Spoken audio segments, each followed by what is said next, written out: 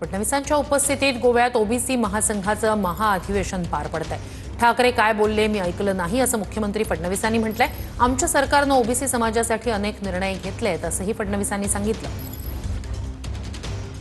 मुख्यमंत्री देवेंद्र फडणवीस आपल्या सोबत आहे। देवेंद्र, ओबीसी मेळावा आहे, काय सांगणार? नाही, चांगला आहे। राष्ट्रीय ओबीसी महासंघाचा दरवर्षी अधिवेशन असतो, मी दरवर्षीच येतो। हो, उद्धव ठाकरेंनी संकेत दिले महाविकास आघाडीतून बाहेर पडण्याचे।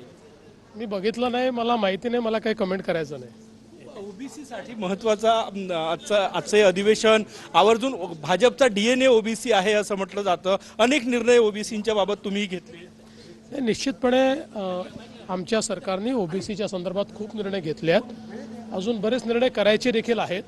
पण आम्ही ओबीसी समाजाच्या पाठीशी आणि सगळ्या समाजाच्या पाठीशी आम्ही त्या ठिकाणी पूर्णपणे आहोत।